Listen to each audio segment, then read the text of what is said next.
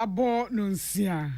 Ahaye Peace 104.3 FM. Okay, 101.7 NEAT 100.9. Ya worship house Wabeka Junction Accra. Hello. 101.5 Wedum Kumasi. Oh my ma. Ya mamunyina jo. Edward says some ya no Ghana hanen performance ya de Brebre ne ya kasi boy. And on radio stations se bro haso Ghana hase niamono name. Real life for social media neswa. Yewo Peace 104.3 FM and a Peace FM online. Afeka sebo kroya e chego despite media. Bambomu kokobo sama yede ema na mdete anom. Be pa chaw onwuna dwoawie. Sawo kwa akoda wompoma no hwese tokrobia na baby. Sawo pemframa wadan no muntu be bia mpoma na kwa baby ato ho a. Bomodin sa wo curtains ne de wa kansi. Emma obi nyina wo mpuma mu ntone kon ewa bra obehu ebasa bibi betimi afiri waro nipa bonfo betimi atetew edu samone afa mpuma anim yemfa fone nto ho baabi obi tene ne nsa ebedru wo mpuma ne nchen yemfa bag nsi ho ade esombo yemfa nsi mpuma no wo ye ne sa na afrefre krofo eti ya na watu hofo saa kokobai eye Peace FM kasebofo ene national security na to abasakomu a yede ebremu yede ase sewutie na ensemo yede eba no de di mo akotene bi ene sa apomuden so afo se o my Ghana enche yen Food and Drugs Authority no eba aba ba ya tena ekese a ewan munyam ewa amaman emu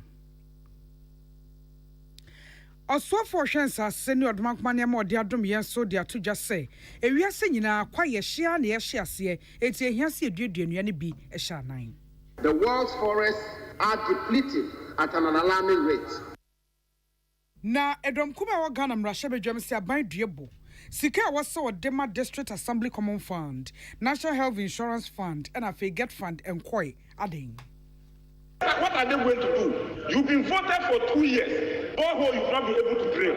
Then you are coming for re-election. What will be your message? Now, Titra Nima Constitutional, Legal, and Parliamentary Affairs, Ghana, Rashebe Emu Committee, Nedia to just say, and Yeboah Payeso Masheda no Mutrenchen one Nancy, our LGBTQI plus one bill no home. It is surprising that the same person who was aware of what the committee is doing will come to the floor of the House and say that the committee is doing nothing about the bill. Na achima yirebi papa no ya abadoma no a wama nebusuafo se so emrantie bi akosese ne ba no emu asem yebedo no asuko Ghana Library Authority for nso so bo amane se wo mo 10 youth engagement centers e Ghana miamia ahodo enyina ensem bi ka we no ho ne de bra mo se Peace FM no sia kasebo na yare no wato di monkeypox no so ye de ho asem ebebrɛ mo Mayana boafo ya sina fe yentinsim ye da Olson's chemist say if so the Olson's garlic capsules aba ye nunum bi ama nipadua mu asojafo no agina wo na so na yade bia da obe na adwen so obe ba begenchi eso no wako de atia no so nunum Olson's garlic capsules so a wontai enyare na da ne da asojafo a ye immune system wo mo ho aden enti utumi di akonia ba di ahemfire kama nunum bi anopa awia ne anwumre enkwada num empaninum emrewa ne nkokora mrantie ne meba obi anum bi efise eye immune booster so ko ba bi eton ro bi a wo benya bi ewo ho network ye so den wo man kita wo dia ye tiawa sa wo frɛ sa wo browse ni nyina ba ko pɛ ba bi abeko bia nso behu wo mo ho Ghana ha de wo mo no wo machita wo ye ya wo se yellow enye wani tua eye MTN everywhere you go high sense Ghana say de be ma fi asetena aye kama na ho ahenha wo say ye fridge anase air conditioner na ohia eye TV na gas cooker, electric cooker na sa washing machine, and pokran say smartphone wa e ton so mo abesia yi kenkonwa ene na wode wani ache high sense kai say wo mo bo no so de e da form kama pa anything ye so mra ne say everyday prices for everyday people ko high sense na kwaji efie niema ahodo a ebeboa ama asetena aye kama fre 0302 5500 0302 5500 0000. That is so den day. Ohima waje feminine mixture na wunyanye ya ne na wo ya kachi. Eno ne anonom ama enne afichi komu bna boni dede ni nyina etu atwai na afa moja finu so agai eba eni da ho kama ene se eye nanso ananso no wako akwanto na wie kama enya ade a wo bia ba bekenkan wo edo wa ye ne calendar bia enie efise eni dane no afi ho na afa nso ohima anya nani monyam biem se wo pese baby anso chisa na eye kama ene wo no no hima family mixture no na wo the family cleansing so e de kwa no wo se ne a chisa na wo de je 3 points the person ni padua no so nya hoden kama ebenom dafi imuplex no eno so boaw e ma immune system no ejina ne na so papa e ma ye peride unim se rede ye nsre nkokwan enti kokwa akokọ tuntun se yo enene ma fode no e caramel ana ye bronze color pacho ubedware that is healthy glow shower gel na siesie wo kama so wa use na nso ben ene wani ase ese wa wo so kra wudware that is healthy glow shower gel ni bia ebe siesie we dia no kama efisa no empower de enti we dia wa use ama na se kra no esiesie ni pa Fred that is I was 059 6611 and 020 749 1414 kai say that is ewo enkran East Legon American House Kumasi so oho KK pepra say yedidie na afi yenya baabi a ye behye no aka baabi a di eti beto wusi dan wie no wa moso ntem a behwa ne sa afi dan no nsu ato abro no a na ye mre na emom ye na sika ni ho KK pepra so ho ma bra no ye nhyehyɛ so no kwama na kra de 10% nti so hum wa ye afiri honom enti se ba ne chance e de bodan so de a carpenter for adensifo agent mami a wa mia wani asi wudan so ya yesei no kan ho tumirika ententem ko KK pepra wo koje nchensen papa bi kai say wo se trusses so ho no mo a enade anya nwie behunu na eja akotom na akofa asem bi aba wo de anu di kan gudan no so na de nchensen ne boso a ene ba bia wu ama wanya wasumdwe wanya ho to so da obeda owo enkran eye achimota ensawom kwantempon ne so wo ye adu nsawom barrier ne hwa na KK pepra roofing ewo betimi afrɛ 0244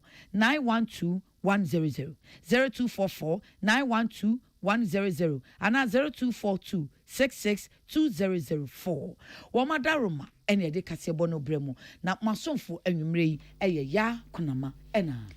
nana ya kunedu afei kasebo no musemni mrahye bedwafo kwa asetena enne ensem apiepie honom ebi afa aban atena ya hodo a aban agege to na woso de mo ne de bo ho bra na so aban ti sika no so no fa enkoye etiadom kuma wo gana mrahye bedwam ato hu se wo to sika sam so afo kanofori atankra se de sene fata wo sa aban aye sika wo sa aban de ma na jesuo bi te se district assembly common fund afei national health insurance fund and afei get fund no aban enyi sika nimpie na yemfa emosa atraye no ho bra edom kuma wo gana mrahye bedwam no won deputy minority whipper ono aso ne banda mrahye bedwani onmonyafo Ahmed Ibrahim na le peja asemi mrahye bedwam na wachem de akye se ansa na aban beyi sika se wono ane hyehyeye MPP fo na de ebaye ebi te se planting for food and jobs any one district one factory no aban beyi sika so de kobo ho bra ba bia ye o man na dwesi o man mra no gitum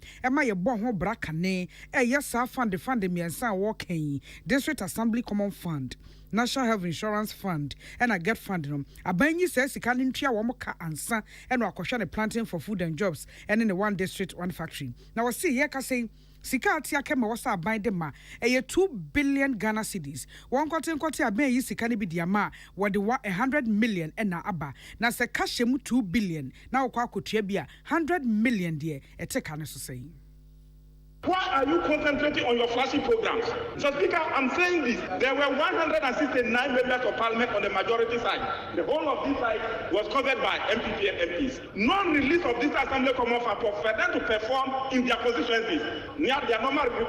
reduced from 169 to 137. We talk of attrition of MPs. As a deputy whip, if an MP is not giving his common fund, his DCE is not giving his common fund to perform. When a school project is not good, the DCE is not performing, the MP will be blamed. Very soon they are going for their primaries. Not all of them are ministers. The non-ministers, what are they going to do? You've been voted for 2 years. borehole you will not be able to drill.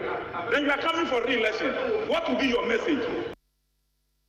Onipa Okasei a deputy minority whip Banda Mrashe Bejani on for Ahmed Ibrahim. Nane Diachi and a drum Cassiane Bano Denny and also the Waka a drum Cassiane Sumistramo majority chief whipper or no also then Soma do Jim Rashe Bejani on for Frank and not Dom Presso a car say Abutrara if you say Abai Enche Obesani Sikanomuaba. Unauthorized, you should take this in good stride. 300 million has been released, but I am saying it's not enough. In the face of the outstanding, Speaker, we are going to continue to appeal and speak to the finance minister that the releases due,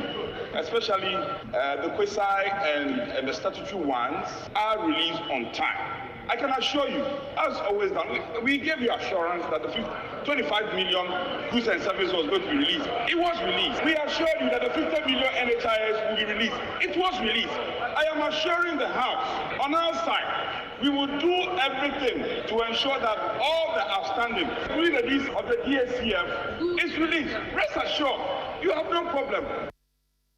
Oni petin ni eche yen sama do agim rahye bedwani onumunya for Frank anodom pray ye mra rahye bedwamu central for mienu Emmanuel Colley ene William Gentu ene de ebaye na mra rahye bedwam ho no an so asemfofo ye a epeja ne ti ewo eho ene na efa ban hyehya ahodo ne bi a wo ye no eho na ye be conservofo so ne aba ne de hode no ato amso ya ye be gina mra rahye bedwam ho a enra ena eye mra rahye bedwani honorable Emmanuel Kwesi Bejira ebusa say enti pa se adenti ena abedwaku a wonum ehwe se sa LGBTQI emre ebeba baya adwuma no wonum eye kokoasa won pese mra no beba baya adwuma ade wo mo gede ade wo mo ye no enye kra enu na nam so ama enne honorable Kwame enyimadu antwi ya wono ena ye emrache bedwafi agina tuku a wonum hwe sa emra nsam no so eye constitutional legal ne parliamentary affairs committee no titinani waso ye yi anu se a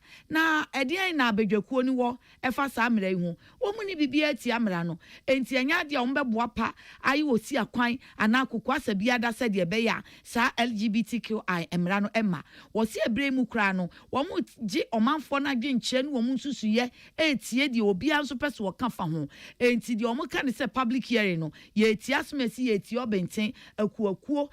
timammankuo ni ankrankra ne de tete sa kuo no beburu wo ha ene watie wo mu na ni nyina no empani si paso opa nwoma so ni ye ntia na nya nanu mu de. Just last week we had a meeting, one meeting in camera meeting, and at all times material, Mr. Speaker, we have invited the sponsors of this bill, Honorable Bejira, who raised the issue in the House last week, was at our meeting and sat through the meeting. So it is surprising that the same person who was aware of what the committee is doing will come to the floor of the House and say that the committee is doing nothing about the bill. I want to set the record straight, that the Committee on Constitutional, Legal and Parliamentary Affairs Committee is on course so far as bills are concerned. Honorable Kwame enyimadu entwi eno no na wo wie ye no still na chese enye edom kuma ne de enti wo motenetene for minority chief whip Honorable Muntaka Mubarak so no was hwe Honorable Kwame enyimadu ye nyina afia ne wo se mu se mu ni bibia mu di sie ena enya kokoasa ena enya mubuapayo a yate nemum ye edom kuma ne ye kam wate ase pendwan se sa emra LGBTQI emra ye nhwe ne ya anyi antumu a ye nye mra foforo bia dantumu ofia. If the government wanted to get that bill done, they know what to do. And what you are doing at that committee, Mr. Speaker, I'm repeating it to the chairman on his face. You are deliberately wasting time on the bill. You don't want the bill to come to this house. If you say what I'm saying is a lie, work hard in a week, you'll be able to bring the report. But you are deliberately wasting time because you don't want the bill. And that is a fact, Mr. Speaker. Because if you look at the method that he's using, this is not the first time a bill has been referred to him in his committee. And we know how you work. When you want to expedite things, we know how you do it. So this one, you are deliberately wasting the bill at your committee. And the truth was told you yesterday. And I'm repeating it to you, that you are deliberately wasting time at the committee with the bill. Minority chief whip honorable Muntaka Mubarak no we na dom dodo no say ya mane nso ha hye wo ba woni be ma ne abuni yi achia enti e so wo mo dom dodo no ba no dani abedi achi deputy majority leader sorry honorable Alexander Fenyoma kese hold on e dia hunahuna na honorable Kwame anyim aduantwi we ani ekan. We want the committee to speed up on its work. The leadership must engage the committee and know their problems. I repeat, if the leadership of this house so desire that the committee must move with the speed of light, we should engage the committee. But outside, the majority of this house would never accept a submission by the minority chief whip to single out our chairman and subject him to ridicule and embarrassment, to get the media to attack him. When your ranking member is part of the decisions of the committee, when your own members have been regular, your members are part of the committee. The NDC members, where are they? Do they absent themselves from the committee meeting? We will not allow you to single out the chairman.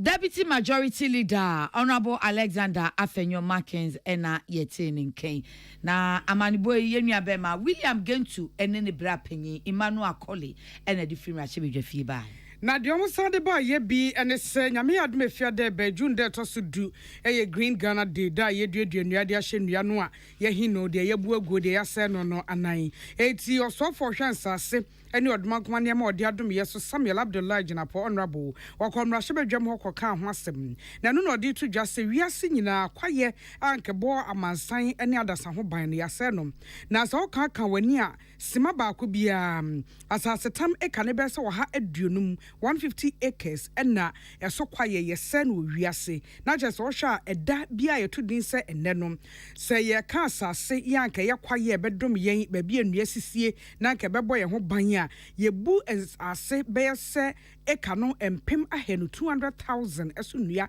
adechie bia o my Ghana mu ha se so o chese ye de ne yase ne bia yie ama asase tam bese 8 million hectares de yase esu nua nyina enu nti de hia se ye duadua nua ne bi e de hye anan etinyame adom efiada Green Ghana Day no obi anya ne famu die free say wo hwe kwan se enua be se 20 million ene ebeduadua de ahye de yebu ase no no anan. The world's forests are depleting at an alarming rate. Globally, it is estimated that the world loses 150 acres of rainforest every single minute. That translates to over 200,000 acres a day and almost 79 million acres a year. The Amazon is said to be vanishing at a rate of 20,000 square miles a year and could be lost in the next 50 years if nothing is done. Here in our country, we have lost over 8 million hectares of our forest cover since 1900. It is to reverse this disturbing trend that in 2021, the President of the Republic launched the Green Ghana project as part of an aggressive afforestation and reforestation program. Noachi wachachere enuano eduano emunsemusi. Expected to plant 1 million seedlings. Ashanti, 3.5 million seedlings. Bono, 1 million seedlings. Bono East, 1.2 million seedlings. Central Region, 1.5 million seedlings. Eastern Region, 2 million seedlings. Greater Accra, 2.5 million seedlings. Northeast, 500,000 seedlings. Northern Region, 1 million seedlings. Oti, 600,000 seedlings. Savannah, 1 million seedlings. Upper East, 600,000 seedlings. Upper West, 600,000 seedlings. Volta Region, 500,000 seedlings. Western, 1 million seedlings. Western North, 1.5 million seedlings. Mr. Speaker, on that day, the President of the Republic, His Excellency Nana Addo Dankwa Akufo-Addo, will kickstart the nationwide exercise by planting at the Ifua Sutherland Park here in Accra. The Vice President will plant in Tamale. Mr. Speaker, your distinguished self, as Second Deputy Speaker, will, on behalf of Right Honorable Speaker, plant within the presence of Parliament, and my Lord the Chief Justice will plant within the presence of the Supreme Court. Onipoka say yensase ne odman kwanya ma odi adom yesofo no munyafo Samuel Abdullah Jinapo na ne de achi na ranking member Lands and Natural Resources so emrahye bedwani no munyafo Abdul Rashid Pelpio ono so de kakra to so no se wo beka cha minister so onkonkotu abanfo na abanya kwaye bretuo a yese no nemu maban mom emo kwaye ho ban na yenya ise oman no asase anaso kwaye wo honom ye ton de ma aban mu nipa ene ankronkra bi e wo Ghana ha. Signal to them that what we have today we are protecting. In other words, we don't want to hear a situation where forest reserves are given out without due process and also without the consent of the greater majority of people in Ghana. It's very important that we don't send that signals out. Mr. Speaker, the reserved lands in this country are as a result of what people did, leadership did in the last regimes. And so these regimes should both protect them and to create value in the present situation. It is important for us and it's going to be our effort in sustaining the fight against climate change. Onipoka sechi eyon munyafo Abdul Rashid Pelpio oyem Rashid Germany no sai ranking member Lands and Natural Resources na bro so for Samuel Abdullah Jinapo bubu nkontenua no ebedua no waka de mantem bia benya oti region de no eyem pema hensia 600,000 seedlings eno mokwa kodua eno nti oti regional manager Forestry Services Commission a woni Owura Dixon Ejsechi ene kwabnanto atwetwe nkomo eno de atodwa se wo mo fam de no mbese sorry sukufo egramofo ekwaku ahodo bambo adwumayefo ehemfo ahema ene wona wanu duru bunum nyina so obi afa ne honyim na edafiada no mu nuadua ne bi efise de ekyeye no ewo so omobọ modin so mu bedua ne nyina eye efiada ebe busumi ne da etoso edu Owura Dixon Ejsechi Green Ghana Day project na duru so yesre timanfo nyina abusanfo nyina nananom muslimi for akwakuo school for sorry for obi biara friend won say oti mani de yesre mo bia mra medi ceilings no bi afi o ye target mamu ni nyina ye 20 million be oti mamu ye target ye 600,000 nje yesre se mo meboa ye na mo medi ceilings no bi na mo nkodua free se be ya be boa ayetima chief ye target no na botaye da Green Ghana project no so for 2022 mobilizing for greener future no yetimi achieve yesere mo yanko forest for yentimi nye mo meso yasena sebe ye target 600,000 no yentimi nye yesere mo meboa ye Onipoka say eye Dixon Ejsechi kwabnanto amanuboni Anye womo hafonso womo de ase womo dua yenua no pe ba ko ne empema hanu 1.2 million enua na de chiefie de ase womo dua we Forestry Commission nkrabata wo ahafomantam ni mu se wo se Ghana foticho womo ahafomantam se memo mo nya ne se aban na enya na ade no wo ye na ye Ghana fo nyina se de aban no so kra ye kan se aban ne me aban ne wo enti Owura Bennett Ntiamwa ya wo ye ahafo regional manager ma Forestry Commission ene enua Bema Atiarin Mohammed Akasa asrese wosre wo mu ada titra of regional capital go so for obia nhwese wo beje ne de na ade chiefie da wakodua ahomboane de memfa ne se bibiara na akwamu ye hwede ekona target no kwa betima exceed for your core rounds various nursery producers and they are doing very well. Goye Chimupone say be produce 50% of the seedlings target, which is the 1.2, which will translate to about 600,000. TAI produces 600,000. Now other nursery producers are 600,000. Per rounds I we even exceed it. We are even hovering around almost 2 million seedlings. So I think the preparation is so far on course. Owura Ntiamwa Bennett eno no wo ya ha for Regional Forestry Commission manager na omanyini owo goso na nakwasi bosompra odi nkan eno osi we die eyade pa empani se de ofru dua pa ne epia ne dua isukura fe ne edua ya nu ebeden wo bi aforo enti wo ma chokrata de akoma GPRTU for say wo sre wo mu sedru sa fie da ne nko ade a wo mu enum wo mu ahyen ne bisa de ebe ya enkrofo beforo no wo makomia me awodo ayeyi asi wo se enu aduanua no na wo mu nkodua wo wi na bosompra senke be kra sa June 10 no mampani nya se nyese hurede na momon kasa ye public day kese ya obi abefa no ehiasem san nuadua yinti much of my GBI say it's wrong. The only other avoid you say casting is like if you know your person and you are my 10 for me. In the quiet. This year now, more double pretest and then one pretest and then we do a bit of quiet, mostly down 10 for no dear. Machine beyond working on for no more on bomb Munka or that 10 for no dear, what will be a grown, a grow baby beyond young co the assay no. Young Conco Yen, until I don't more print or no enemies will turn me about 40 and I'm good. Only about 200. Do can you say, I can't stretch at all. Say, I won't be any, so we should be at the back of Petrochana. Can you say what your uncles are, and I won't charge it. Nana kwasibu sompra wodi nkan eye goso manhene yenua bema atiarin Mohammed o Success FM ne diama ne boy bye. And Omaya Pomudin Juma Ghana Health Service Director General Dr. Patrick Kumabwajene Central Fweshia Bwamania Chere won say Yarian wa to the monkeypox na ete say impumpunya na se nso asempompo ye egu nipaduano ehon no ebia yiriti o my Ghana mu na o my Ghana mu nipa num na enya yare ni bi ba akokra de wo free Ghana ha say kokodu America memwe ho ene ekohu so de yare ni bi free Ghana akwakopi America na wo de no to nchen yam epoe mantemu atoe mantemu na Greater Accra mantemu mu na yare no eyi ni tim enipa du mienu a omususu yese womo enya yare ni bie omukokoshe ye no na emu enum aye kan ene wo sa yare no ebim atoye mantemu Western region de no enipa baako ebra wo kasa nsentwerefo nhye mu na se na ye nsentwere ni Naomi Obenewa ewo ho amane bono efa eni. So far, since the outbreak across in Europe, we've tested 12 suspected cases in Ghana since 24th of May. Currently, we have confirmed 5 cases in 3 regions, Eastern, Western, and Greater Accra. This is where we've found the 5 cases.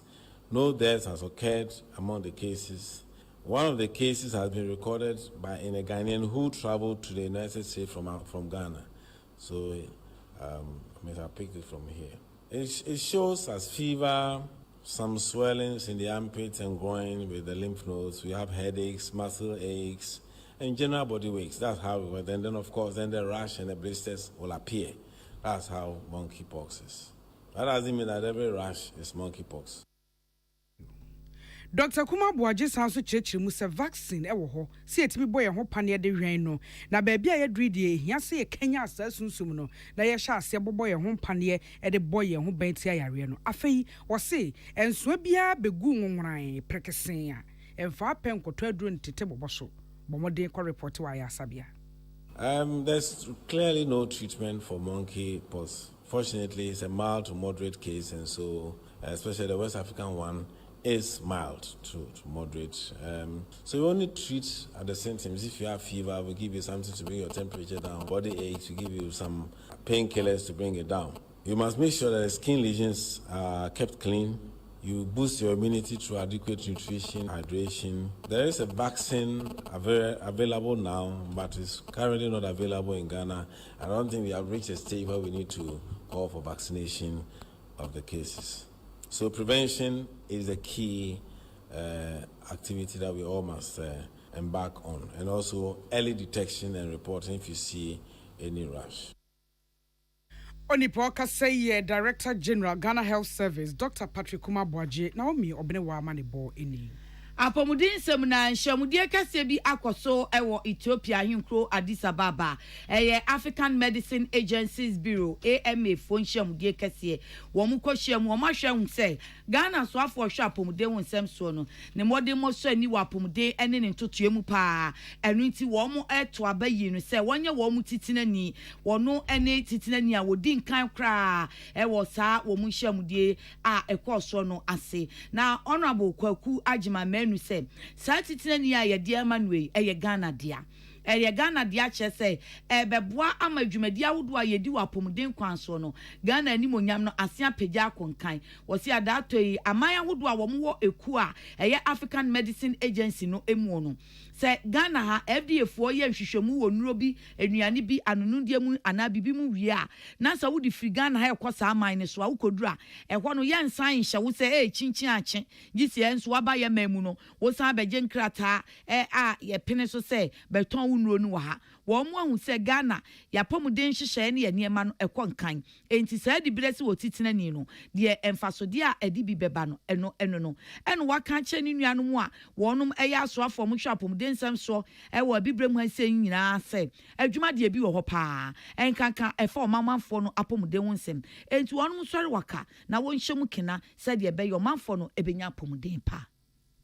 That was set in the middle to harmonize regulation of medicines and other health commodities and devices in Africa. Its equivalent in Ghana will be our FDA. But after setting up that AMA, or African Medicines Agency, FDA will become one of the centers of excellence that will do work with it. If they choose Ghana FDA to do the Center of Excellence for West Africa, it will mean that products, medicines, devices that will be approved by FDA in Ghana will be accepted by all countries, so that we don't need to do duplication of medications and things like that. So we went to Ethiopia to look at how we can set up that agency. The Social Services Commission of AU had been mandated to try to set up what we call the Bureau of this Conference of State Parties. It means that the office that will see to the establishment and the management of the place until it takes off fully.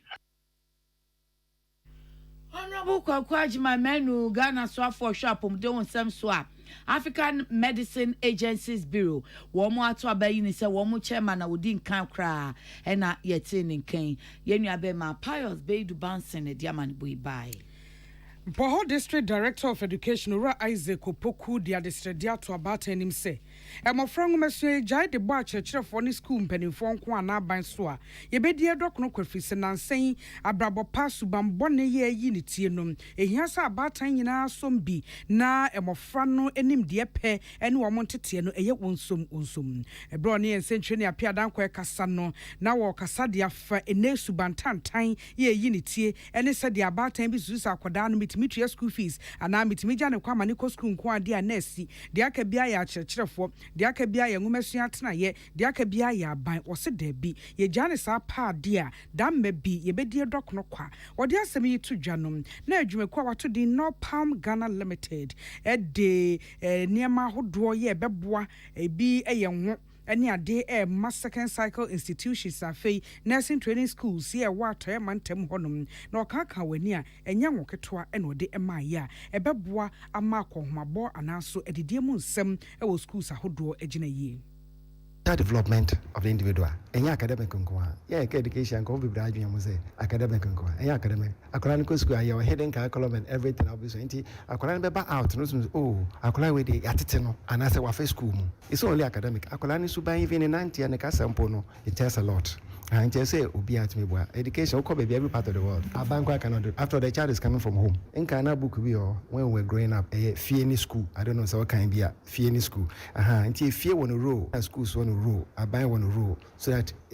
together we can develop the right individual that we want to have in the country. Education ya bangwa dia no a wrong impression I'll create no. Oh we be afabwa na kola no sebe onya oye ya wa dia. Onipoka say Ora Isaac Opoku, Managing Director No Palm Ghana Limited Ora Emmanuel Nagel enso they were the two so any social responsibilities no yen so yeah the palm oil no e support a buying feeding program and normal yema schools in the other communities like before free SHS near scholarship scheme and I'm a free HS into CC and a move scheme no into tertiary level as CC America say you're forming committee our motion criteria one by selection no and here to me ya boa some of the students are now school for a work community no to the tertiary level the baby challenge we are facing ya galamze say ye jumana ebinom so essay plantation ni nsu ayede jumana de no galamse is a key. Enu achi opania oda second cycle schools ano enegina schools ahodo no anemu eje enieme edase oil ni na so mama wa ya spend much because a year was but we taking for a very long period and sana why them was sign but we akade a cut off nti ono so the miska betum e de aye bibi foforo betum abo mo fama nti this is one of the year betum abo mo fama no wona adusem any chesempa if you say and one oko open market and a boarding pa. Nasa overshim pa, and what were the Mayeno, palm oil, ya, on for being count 1 day, only the cooking oil. Inti palm oil, they are open market in a koto. Intimity say a baha betch and no many pa, na quantity no so, a bed boy pa. Government no discaba for perishable and your qua. These are some of the perishable items I kokoto. Amani boy and centrani appear down kwa and a different rock FM by Ghana Library Authority said canete no and ankwada kwafa and woman hard copy na fe na wombe pepa ho food tracking kan and then said ye wiase kwa befo na near masesa digital no enti sa bre no Ghana fa na nyina da wayi emia makoma kudu wo friend say youth engagement centers and watiti de asiwe enti Accra Central Library tema eye library Ashanti Regional Library Cape Coast Regional Library Efutu Regional Library na chese wini bano no secondary regional library Koforidua Regional Library wa Bolga and Tamale and where ye see our friend youth engagement centers na dia wo mo ye pa ne say wonam abefo kwanso eboa ama emabunu no ahyase asua de afe enso wo mo ankasa wo mo ho no wo mo ebetumi asua de ayete se de mpanyifo esi o ye kwa group discussion ade ye kire wa wo nkwa ye kire a wo te ase wo nkwa akokan a wo nte ase enti se wo mo boboa na se ne wo mo nam abefo kwan ne so a computer no so ne we wo kosan wo bisa no we nim bibia no wa kire ni nua ebi wo so kra akwada bi a wo be ko school na wo be do university kra no onim ne opeso ye ne daache enti se de ebeboa mo wo mo ho adwuma daache wo mpeso wo mo ye career guidance ne ade ni nyina da wo mo e de sa youth engagement center si e de aboa wo nom na executive director ma Ghana Library Authority ayora Hayford Sian wono no ne nsantwofo di nkomo no odi tudwa ache se emaburu no do so papa e wo se ye hye wo mo de ni aboa wo mo enye so wo be wie school be ye se ye se o ye entrepreneur wo se anano anu kra ye no ane sei e wo se e free sabre ya wo mu susua no na ni nya ma so no na wo kire no ti se nwoma bi kra no wo kwa akosua no wo hu se amemfa nwoma we nkenkan e beboa me e bebie me nim bie mu wo kwan fa so a ye bie nwuma afen so kra be mu mo nya timopo akwan wo be fa so a wo betumi asoso wo haw ano na wo mo aba be o my Ghana ensesaye mapa ya ye hwehwe no na wo wura Hayford Sian da UNICEF ase papa say sa youth engagement centers makoma kudui no UNICEF adaroma UNICEF ene boa wo mo ema wonum etumi esisiye Juma idie ni say yebetumi connect Ghanaians to knowledge resources. Now, some knowledge resources now you connect Ghanaians to it. There are a provide and your spaces, and then you designate across the regions. You designated 10 spaces. You design purposely for young people or more pay access to learning opportunities and also scaling opportunities. In the Accra Central Library, just representing the 10 other centers across the country. Yeah, space baby. Young people about the age of 14 years normal be taking up online courses baby creating opportunities for mentorship as a open career guidance Ora Hayford Sian, Executive Director, Ghana Library Authority. Now, UNICEF Deputy Representative, Ghana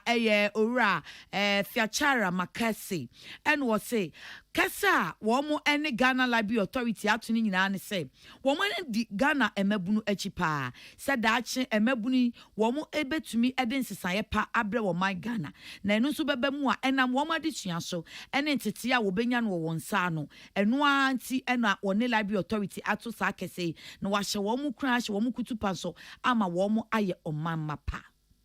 Well, what we're doing here is we are piloting together with the Ghana Library Authority 10 youth engagement centers that hope to bring digital skills and other entrepreneurship and soft skills to young people between 14 and 24 years of age across 8 regions in Ghana. The idea here is to try and see in different contexts what are they come and what they learn, but at the end of that, then they have acquired skills and that they're able to apply easily in the workplace or as part of the workforce, and in ways which will help them grow and acquire new skills and new opportunities. This is why we are doing it. Fichara Makase, UNICEF Deputy Rep Ena Yetinin Kane. Nano assembly ye, ewo krobi ben of Fonse Irebi, ewo kronumpo your Fonse. Na ewo Fonse Irebi abatom pesaso. Mensin no Chimansa district, ewo pue mantemu. Ebi anu enya video ni bia hwe, video na ni ton, mani die mu ara, yentimi nyima mo nhwe. Eya asem tantan asem wa enya nika asem wa enya akono na ya tete kwa asem ene se papa bi a yesi e friend Kofi Usu wa abanoma na de benfie dunum wase abaya no apie wa mafie eti wono atuhu afre mrante bi se wo mo nkosese no wo mo nkojojo no wo mo nkɔhye na ne ya no mfenhue nyansa asem ya yi si ye efiada bosumi May ni de toso aduonu enson na abaya ne pia bonten a wa mafie baabi okoye de wo so okɔ na danfo ho eyo ne nyame na so me menda no pa abaya ne ba fie na papa ne si wukyiri wo se medi papa ne frɛ mrantie bi a wopom ho na ose momo no monhyere ne ya mo pa monya ndem pe na video no a yesi entimi nyi ema monhwe no ebi ana wo de wanya bia wo de wo ahwe na make wo so kam wasem na wo a wonya sa video ni bi nhwe ye no meka sa ni to samwa wontimi nhwe na ensem fata sa ye de oba adagem ebeto ayi Facebook se obi anhwe bi enti ne entimi nyi na video num musa abaya yi su pachow jame na oma no mu jojo no emrante na jojo no ba ko de na abaya ne boni din papa mempesa abaya ne ba ko na abemu ne ba ko na ne din de papa no woye papa mempesa no na sa papa kro no wo de sa no akwa na tade soro papa jade wo ye no awura kwada na tade soro na aka ne body se afia ba mu aba ko ka ho no so de ho aba bajim abaya yi shesken tight trouser ibi na ire de wo match ene wo kem ena mempesa wo mo ante se wo pa onchompo afei na wo mo twenase na wo mo twenase fuye bi e wo ho ena wo mo de ni wura mo mo kwa nyina so na mo buru no wo mo de na ekro no oba akukuta ade na ode bro no na we twe no we so ne ha na we aso ne ha we nu ne ha na we nu ne ha na wo mo twe na stebra na aka ne body sepe ebo no a wo mo awro na tade soro awro ne trosa ye hye no awro ne pieto no na oba ako ede ne nsa sabe anyado sabe impreduasa mo fa nchebe ekokwo hye ne ba mu ni nyina na ofoforo gina ho ekuta video na wo ekuta phone na ode record wo ni nyina na abaya yi kamo o manfi wo mo ye ne de o mo pawie mo hwie nsuo egu ne so eduru ba bi o mo so o mo bedwa no o mo be horo no se de ye horo ka na enumu o mo ka no so anu abaya ne papa na afra mrante ne miensa ne se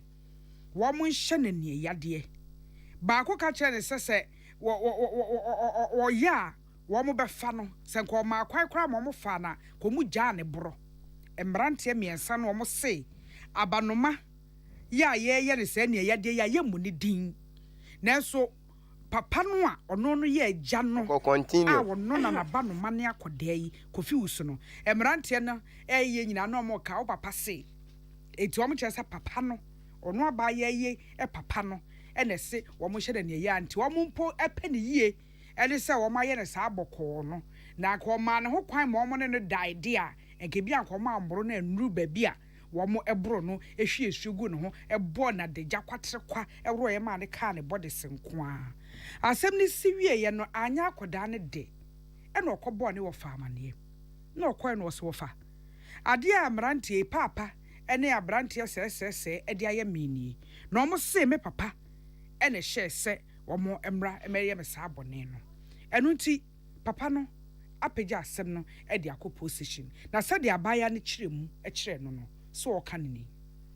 me komanda fufuo no wozo adechi na ma me so ma me no ka kire me se me nko me maji wa bamble no enti me ba na me hia nkola no mo se una papa fre ye omo se omo mra mebo me ana me twitwi me se na nkola ne se nsuo ba ku se nsuo gu me ho ana mo hina akotwitwa emma ana papa nsu gina hobi enti omo bum na papa nsu kofa ba no su de bro me enti papa kofa ba mi enu no the bomba akona ba akunu bubu ye no safa ba ako na ba ako no babu na mimi dane fa memo na ba ako tame ana ba ako ka kire me se ka me no mo da ya ka we ni na ma enti ba ako so ba na ba ako so de ne se wo ma ya Enti asam na copy of Fonsia Yerebi posifo anim ama police commander superintendent George Bawa kyeremu di akyere se wono so wanya sa ama ne bono na abrantie ba akwa ba bedi posifo nsemu a wo mo abo ne kwadu se wakwasese abaya wakyeremu e di akyere se akoda ne wofa Emmanuel Adakwa e de asem ne beda won June ne de toso miensa e wo afia emu Guso CDA police are aware. I say na the court order I of case one to your record auntie. Only so china so keke so china so keke na wa bo akwala sa manesu and video na no basa me grandma yarimpo say you kwa fa so tia akwala anya this match you kwa so bo basa akwala nko san your ba buna mama run ho oh David so ti I was say ti pana fingola brim na how the Ntetepa Ashakolani. Obi behind no Ibasa. Obi be a Omanya, Munyaminti. Kwabna forina dia mane boy baye enti susuan pa ni nuane ampa se wo ba no ejeyi a waba no mane akodai wo e na wo hye nkwada ne so omonye ne saa eniamo ho sem no dia wabranyame pa ye hwe baby a posifo hwehwemu ebekọ akwakosi esre posi se monche papa no na monche marante ne soso nka ho monche won ebi anka na snimu bank onye ne saa de na wode ye no abusuafo fa ya duru so e madwenkyere adwenkyere ne ba ayiko season powder ye de no aduane bia bi emaduane ye de ye ode ya akokonkwan beef jollof stew ene ne nuanom sa ya ayiko di a ekoyie pa Ghana ha se dwa bia so ayiko ewo ho ya ayiko season powder Elan Spice and Trading Ventures diaba wo pe bia to atonwa 0244 160 750 0244 160 750 ye call 21st clinic sciatica expert enei obi ntrans manisisi ne penchi ne toase ebesi ne namro mu entwetwe ne wi otia forma na age ne wim ye kafra nanso sanka akọ sciatica expert fo yi ho a enko di mfidie ne nupa pa yi ode atwetwaage nkrofo yi atwetwaage won so 21st clinic die waba e de ama obia wo mo adwesio bebre wo Ghana ha sei enka sei do me heavy do dan no mu afei kuma se ehwa overseas ho wo mo otakrade wo mo wo wanchi wo mo miamia hodo bebre eya for 0540 311 0540 311 Agbeve Herbal Center e de Agbeve Mist Capsules aba eyi uyem esiesie de peduane yi fifi ho etimi sisiade ne ayem timpa eboa ema ho etimi talk kama afei what the Venox Gota eno so wonya stomach ulcer onum bia eboa wo eyi free saate bia num Agbeve enro enye na ayarsabia no akasa wo so tum etu pa Agbeve enro ana pa ayarsabia no a na do ani akire so tum edro ne de e wo pharmacy and chemical stores 0246 595256 0246 595256 yenko ruta boboano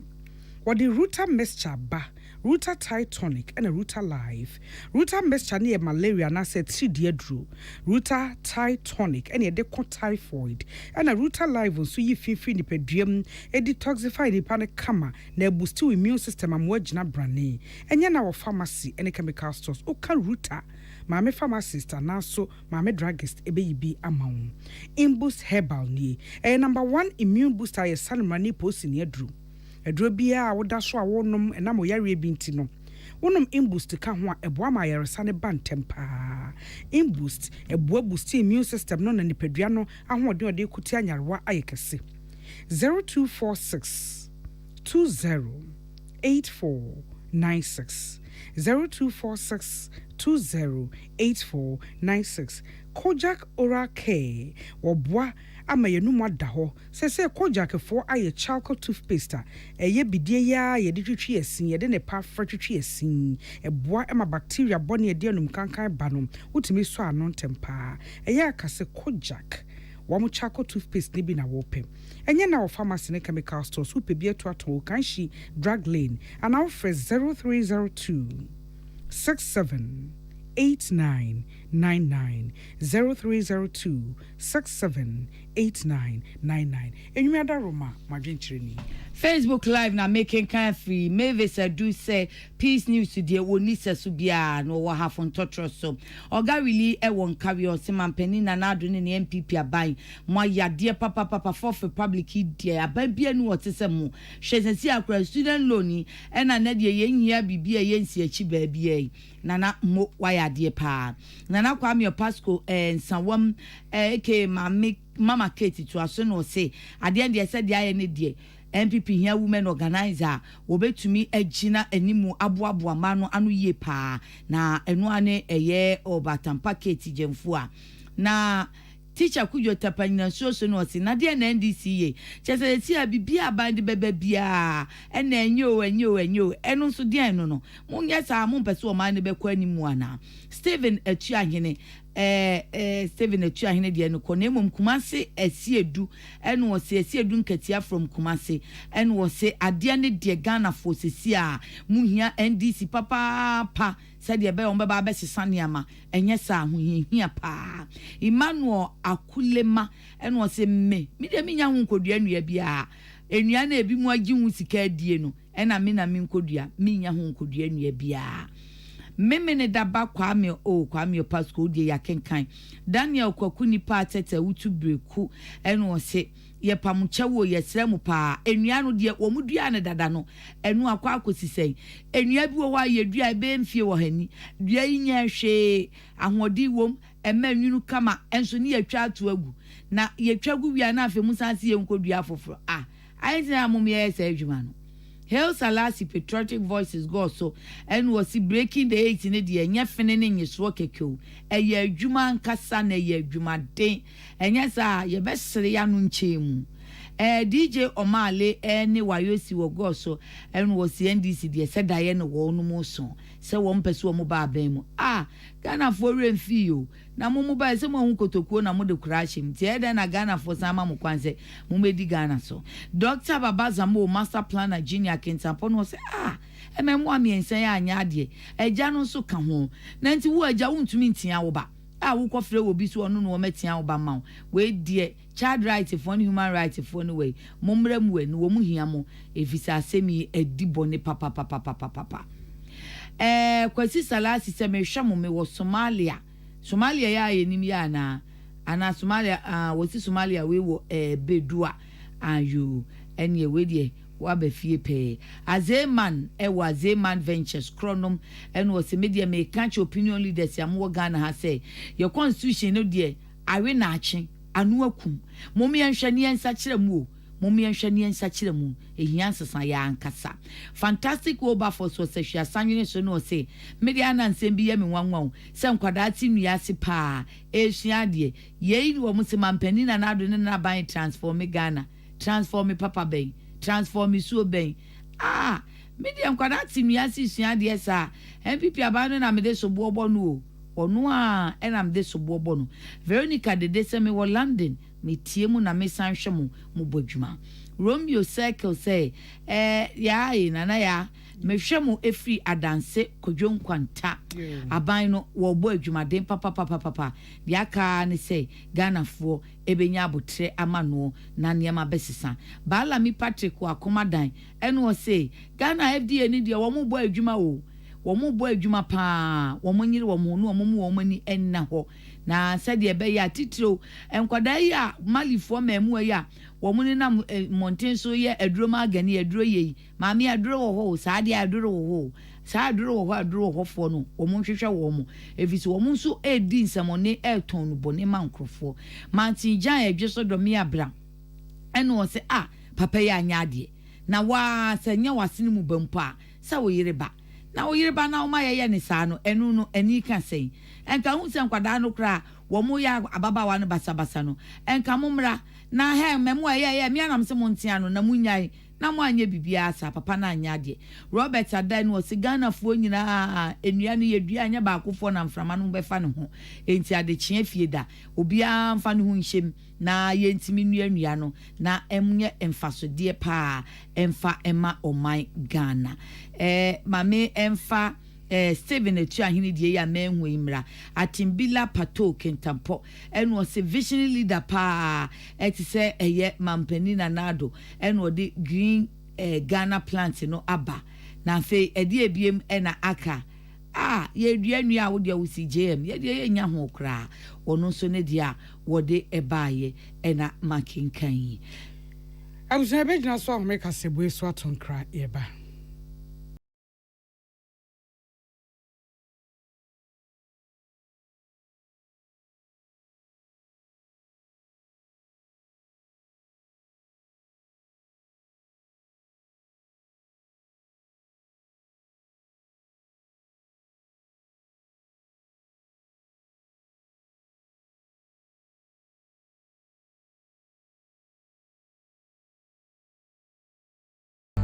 Tune it in, turn it up, Peace FM, and rip off the knob.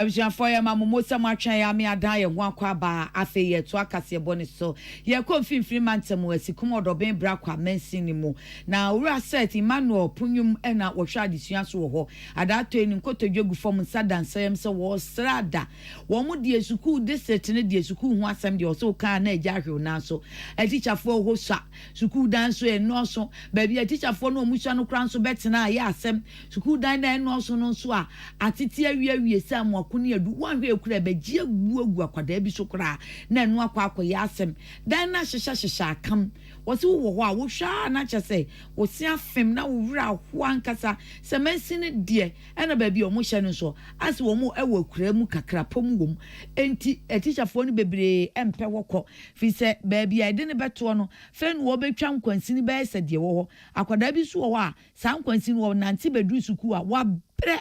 teacher chiradia wo tonko ti enhye teacherfo no kuran ena nkwada nsu koduru wono mu a adesuan enkoso enti wo mu di adese na wo mu esrese asikum odoben brakwa wo mu ehia suku adan a enkwada betene mu asua de ye papa ena afi ya kyerɛkyerɛfo nso wo begina ho akyerɛ nkwada no ade na baabi a kyerɛkyerɛfo no so di wonti beto sɛ de be ya wo mu nante nkwansini bebie da bia da sɛ ye kɔ ansa ne asan aba na breman kuntuna ase ena nyamie wonu de soso akwa form si ba be si kindergarten block ene baby ankwada be sua be for computer ho nsemi bi ICT lab de ama kuntuna se Presby basic school ewo ho ena afekura enu no eye domfo bi na esie Washington DC eku aye from se Omega Peace 54 OPP en wo ye edi am wo muntie ho en wo pani punyum se we die won fa de sedie entutwa in fact bia yes school ne bi for demonstration wo ye dede ko krom se woni teacher fo nti sesiai ya de hiani teachers na ne to so no se enam se ye district no nkurase no do so no nti no ye ni bebi a ye teacher fo ne te ebi mu hye nkurase pa ese wokote na kro kase na wotu kwan ko school de bia na eba san so ha ebi mu kodu school a eye late cheche se obedu krampo no ma abre ansa no mo be start e kirade enti ye be stress se obi a obetimi asi teacher fo dan ama won bo modern number boy na ye ma education wo AOB district enkos Dr. Marriott any ne associates aba say ma be si KG block fufro amen ya da o ma se bebre Owura Seth Emmanuel Punyum ya woye District Director of Education ewo Esikumo Doben Brakwa eno no na mahini owo Breman or therefore amwakwa boadu ya wotoso nwotwe eda OPP ko no ase papa wo sana montuo payi a wo mu atu a wo de ba beboa nkwada no na Owura Jonathan Akuamo a woye CEO Emma Team CSR Ghana eno wo si wo mu de ekuo no wo mani so ade hunu ne say baabi a nkwada no wa mebo enso wo mu kondro adesua woni biefuo no ena wo mpese wo mu boa wo mu Enti yehwe se obesi school dan na yebobo modern na yamofra yahwewen na wako school yebecho musia obepe Ahenkan se yetoto amo na man koto etu toy gan debi momento books yemfema yamofra na musia Ahenkan Chinese mo baby se opese odi ejapatia ebedi afekuma oba mana ondi eduro ejapatia ebedi infiduno mana ondi edua Nenso idapadia ebeche pade manu uma. Enya ti Owura Jonathan Akuamo awoye CEO Emma Team CSR Ghana na maniboye nua bema Ibrahim Dadzi ena wodi fimfimfim antemu bai. Afeye ko na nasempa san ho e wo Space FM. Wato ye nkrasa Senior Disaster Control Officer wo Sunyano West wo Bono Region. Owura Ajimanbedu Richard achirem de achire se wo mu bedwiri nkrofo adan egu anya sa bridge ye bebo de bi wo maka kai be se adan be duase bi a e wo se wo mu ebubuo na ekwan mu da honom e mo manfo ebro ne na nasempa se kasa na wachirem de achire se ye kasa ye yi no enema bi nkrofo ye bebi nkrofo sisi adan ede omanfo nka ya pomuden ato esan mu na senkada ma bia no mrahye bedwa ede tumi edi mu bema nadmofu atimi abokọ adu hye wonsa kebebo mpo amomotimi aye adwuma ne basahare so na wokai se kane mampani dwoma mapen so wo mu de sai susue ne bi kokopie mrahye bedwam obesese mpanifo hwe enye ho adwuma Yenkanchire case na sie wie no on ne bebo amane enti mo se flapon areas bebre ho ankofo sisi asondan ni ma sisi mu a edi nkofo nya nsuo no nya kwan ko twifa nkofo so president mother say yenye say adwuma ya kofo da ko ya adwuma nkuka say ya council adam bebu beteta ni na